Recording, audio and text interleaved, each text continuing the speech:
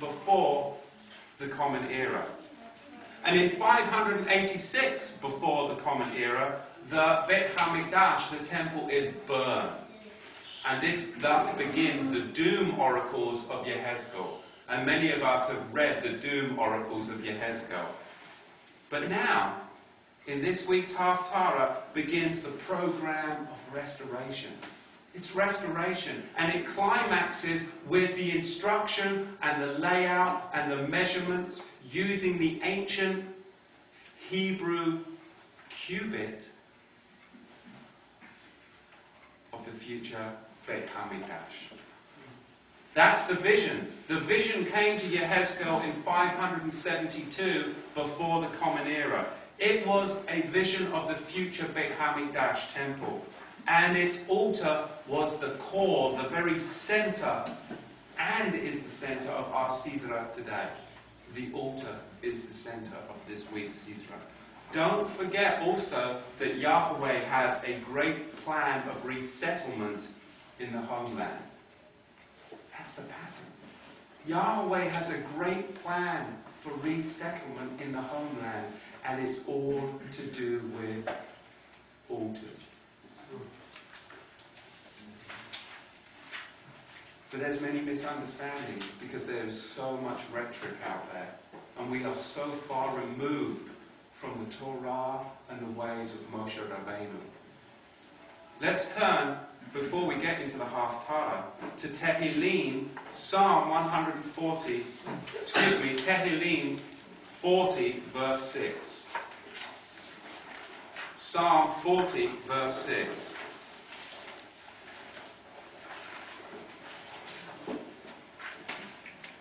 I'll read it to you from the Masoretic text. Remember, the Masoretic text has been tampered with 134 times, taking out some of those obvious references to Moshiach Yahushua. From the Masoretic text in Tehillim 40, verse 6. Sacrifice and offering you did not desire, my ears you have opened.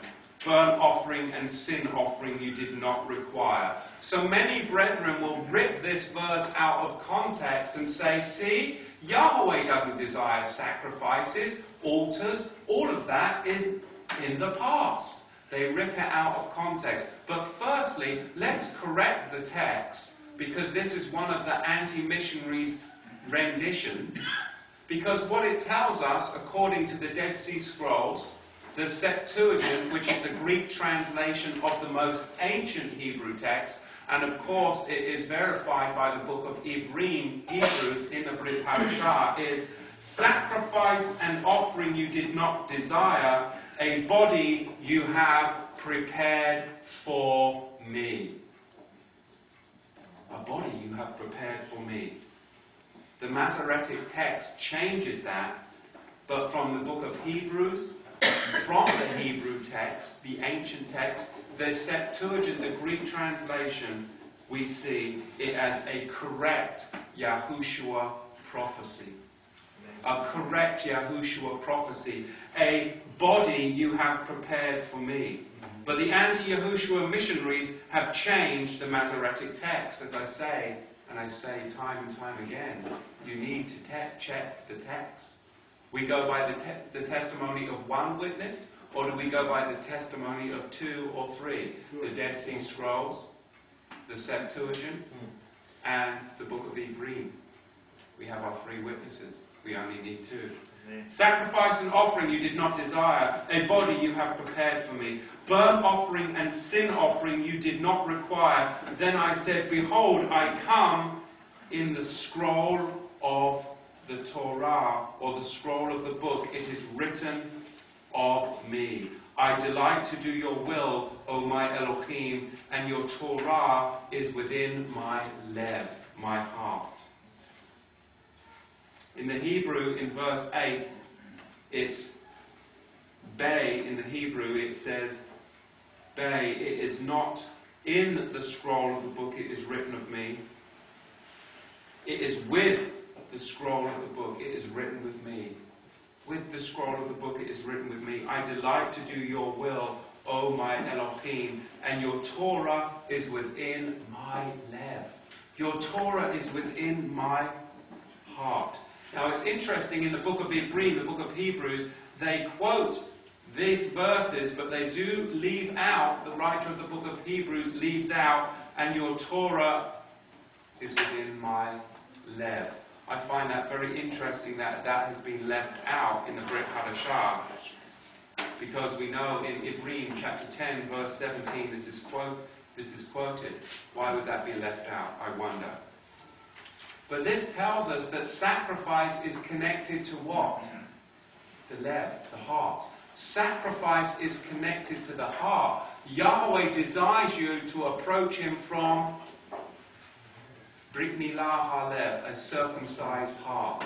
Let's look and see what it says in Tehillim chapter 51 verse 16. Tehillim chapter 51 verse 16. Psalm chapter 51 verse 16.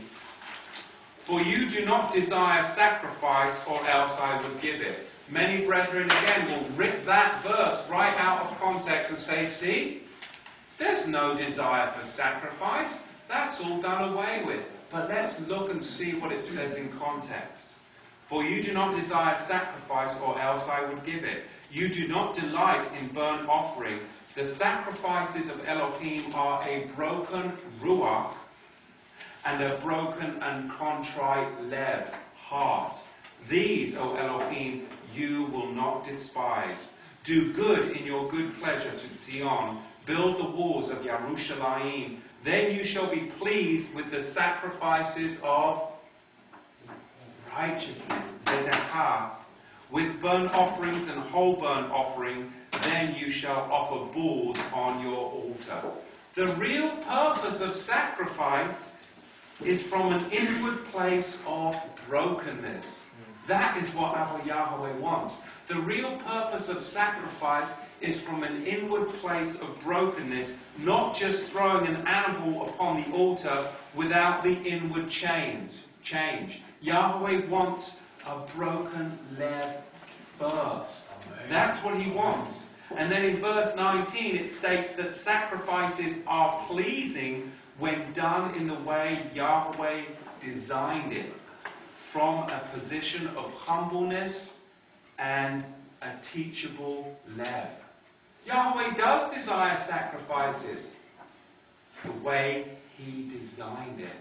But to rip it out of context and say that he doesn't, no, he doesn't desire sacrifices when you are going to break it, slay a bull or an ox as if you were to slay a man, I think it says in our next piece of scripture in Yeshayahu chapter 66. Isaiah chapter 66. Closely investigating the text is revealed many things. Yeshayahu, Isaiah chapter 66. Thus says Yahweh, the Shamayim, the heavens is my throne, and the earth is my footstool. And where does Yahweh rest his feet? Upon Zion. The earth is my footstool. Where is the bait, the house that you will build me? And where is the place of my rest? For all those things my hand has made, and all those things exist. Today in the Haftarah we will be looking at the bait that is going to be built for Yahweh, his house. For all those things my hand has made, and all those things exist, says Yahweh. But on this one will I look, on him who is poor and of a contrite ruach, and who trembles at my devar, at my word. We are here because we tremble at Yahweh's word. And we have decided to take on his full counsel from Bereshit all the way through to Gilead. Do you tremble at Yahweh's word? That is what he wants from his people. Not for you to piecemeal his word into bits and pieces of what you like and what you don't like. It's will you fall before Yahweh and tremble at the whole of his word? Or will you be happy with just 2/5 of it? No. We are a people that trembles at the whole of Yahweh's word. Just as Moshiach said, for every word that proceeds forth is what we are to live by. Verse 3, he who kills a bull as if he slays a man, that isn't a man that is doing it from a humble lev and a contrite and broken ruach, is it? He's just doing it willy-nilly. He says no. He who kills a bull as if he slays